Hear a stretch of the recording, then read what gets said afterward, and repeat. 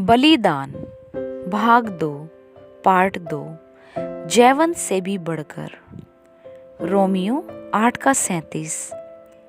Scottish कोहेनेंटर।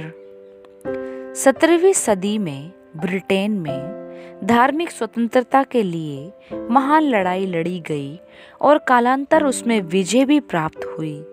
ईस्वी सन 1620 में English प्यूरिटनों ने अत्याचारों के कारण उत्तरी अमेरिका में जाकर शरण ली, जो उन दिनों में अधिक सुपरिचित भूमि नहीं थी। परमेश्वर के वचन के अनुसार परमेश्वर की आराधना करने की स्वतंत्रता प्राप्त करने के लिए उन्होंने अपनी प्रिय मातृभूमि और सारी सुख सुविधाओं का त्याग किया।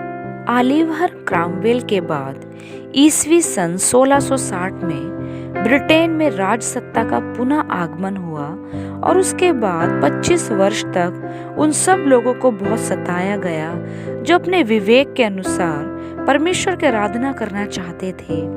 ये लोग रोमन कैथोलिक चर्च और चर्च प्रमुख राजा की ओर से सताए गए थे और स्कॉटलैंड देश में लोग इस प्रकार सताए गए जिनका दृष्टिकोण और उद्देश्य इंग्लिश प्यूरिटनों के समान था।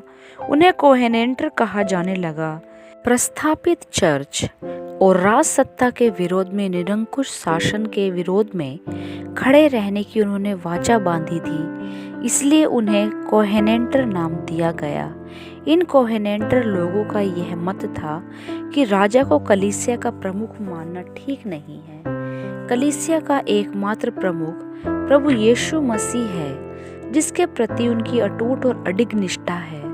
राजा को कलीसिया का प्रमुख मानने का अर्थ है प्रभु यीशु मसीह की प्रभुता को धिक्कारना, प्रभु यीशु मसीह की प्रभुता के प्रति अटल निष्ठा व्यक्त करने के कारण सैकड़ों वीर कोहेनेंटरों को असहनीय यातनाओं, देश निष्कासन, यहाँ तक कि मृत्यु का भी स्वागत करना पड़ा। अति निर्दयता के साथ उनकी प्रिय भूमि की वादियों और पहाड़ियों में भी उनका पीछा किया गया। कभी कभी तो पीछा करने वाले सिपाहियों को भी यह देखकर आश्चर्य होता था कि किसी एकांत स्थान में परमेश्वर के वचन पर ध्यान करने के लिए तथा उसकी स्तुति के गीत गाने के लिए वे लोग इकट्ठा होते थे। जिन लोगों ने अपने प्रभु के लिए अति कष्ट और दुख सहा और जिसके अदृश्य हाथों ने उनको संभाला, उनमें से एक था हयू माइकल। हयू माइकल 21 वर्ष की अवस्था में ही हयू ने इतनी निर्भयता के साथ प्रचार करना आरंभ किया कि प्रभु के भक्तों के शत्रुओं ने उसको अपना एकमात्र शत्रु मान लिया। जब उससे उसके साथियों के नाम पूछे गए तब उसने बताने से साफ इनकार कर दिया और इसके फलस्वरूप उसको अनेक यातनाएं दी गई। अति निर्दयता के साथ उसे लोहे के एक पिंजरे में बंद कर दिया गया और उसके बाद उसके सताने वालों ने अपने हाथों में फावड़े लेकर उसको नोचना शुरू किया। 11 बार इस प्रकार उस पर वार किए गए, परंतु उसने अपने साथियों के नाम नहीं बताए। इसके बाद उसको काल कोठरी में रखा गया।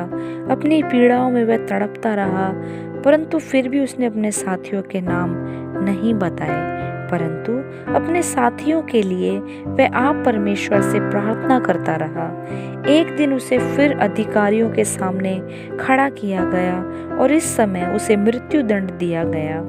जब उसे जेल की ओर ले जा रहे थे तब रास्ते के दोनों ओर बड़ी भीड़ थी। कई लोग उसकी यातनाओं को देखकर रो पड़े, परंतु उसकी आंखों में आंसू तक नहीं आए थे। परमेश्वर पर विश्वास रखो, उसने चिल्लाते हुए कहा। जब उसने अपने एक मित्र को भीड़ में देखा तब वह खुशी से उछल पड़ा और उसने अपने मित्र से कहा, यह समाचार कितना अच्छा है। अब केवल 4 दिन बच गए हैं और फिर मैं यीशु को देखूंगा।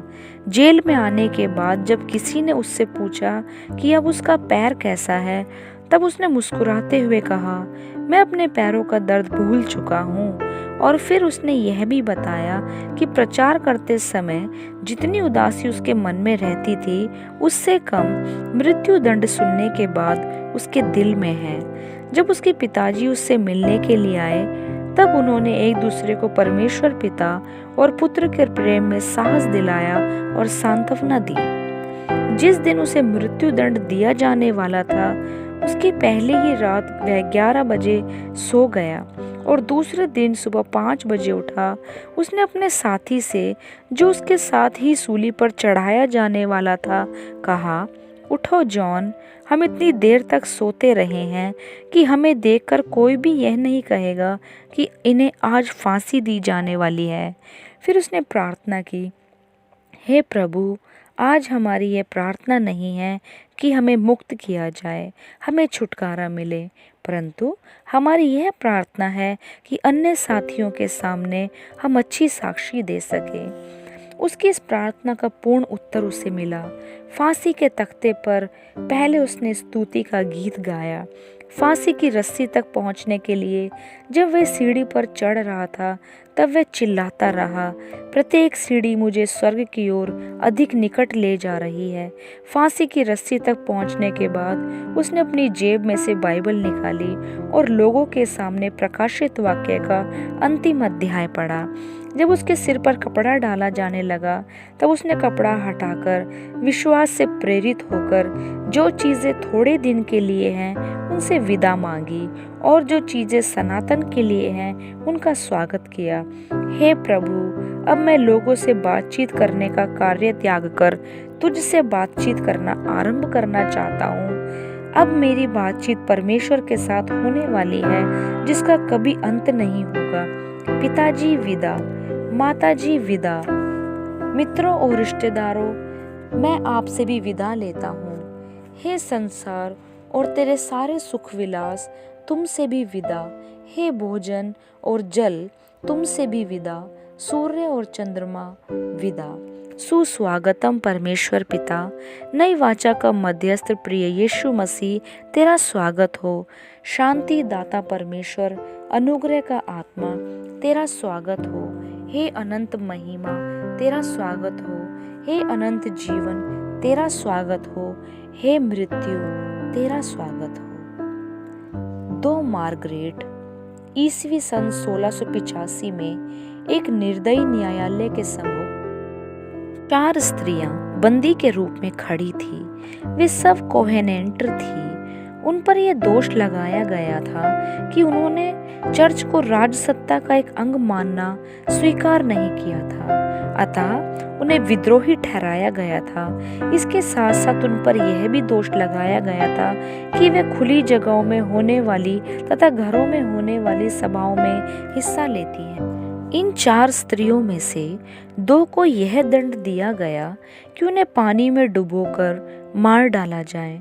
उनमें से एक का नाम था मार्गरेट लाचन, जो 70 वर्ष की विधवा स्त्री थी, और दूसरी स्त्री का नाम था मार्गरेट विल्सन, जो एक किसान की कन्या थी और जिसकी आयु 18 वर्ष की थी। मार्गरेट लाचन का स्वभाव मसीह के समान था।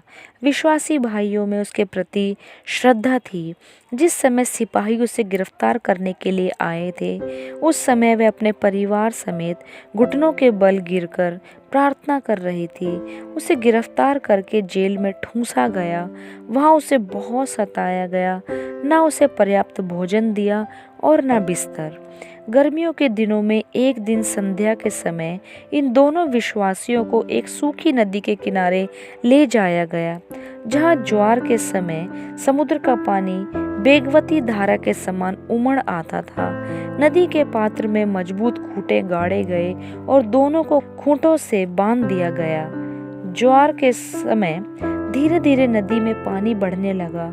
बूढ़ी मार्गरेट नाक मुंह में पानी भर जाने के कारण तड़पने लगी, परंतु उसने एक शब्द भी मुंह से नहीं निकाला और न दया की याचना की। जो लोग नदी के किनारे खड़े थे, उन्होंने चिल्लाते हुए नौजवान मार्गरेट से पूछा, तेरा क्या विचार है? निर्भयता के साथ उसने उत्तर दिया, मेरा विचार, मैं देख रही हूँ कि यीशु मसीह को यहाँ सताया जा रहा है।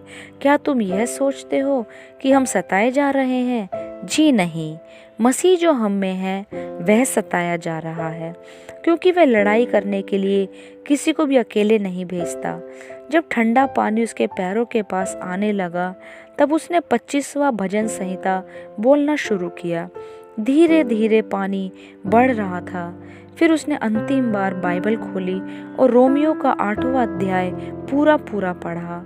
हम उसके द्वारा जिसने हमसे प्रेम किया है जैवन से भी बढ़कर है, क्योंकि मैं निश्चय जानता हूँ कि ना मृत्यु, ना जीवन, ना स्वर्गदूत, ना प्रधानताएं, ना वर्तमान, ना भविष्य, ना ऊंचाई, ना गहराई और ना कोई और सृष्टि हमें परमेश्वर के प्रेम से जो हमारे प्रभु यीशु मसीह में है अलग कर सकेगी। जब पानी उसके सिर तक पहुंचा तब सिपाहियों ने उसको पानी में से बाहर निकाला और उससे कहा कि वह राजा के लिए प्रार्थना करे और इसके साथ साथ यह स्वीकार करे कि राजा राज्य तथा कलीसिया दोनों का प्रमुख है।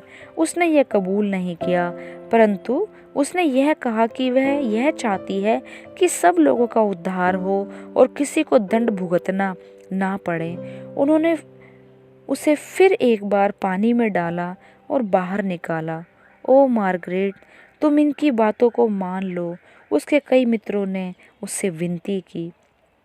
हे प्रभु, यदि तेरी इच्छा हो तो तू इन लोगों को क्षमा का दान दे, पश्चाताप की बुद्धि दे तथा उद्धार का आनंद दे। प्रमुख अधिकारी ने कहा कि उन्हें ऐसी प्रार्थना की आवश्यकता नहीं है।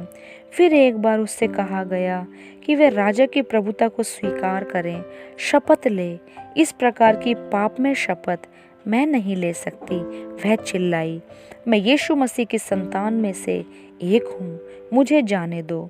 अंत में उन्होंने उसे नदी में फेंक दिया और वहां उस 18 वर्षीय नव युवती ने अपने प्रभु के लिए प्राण अर्पण किया।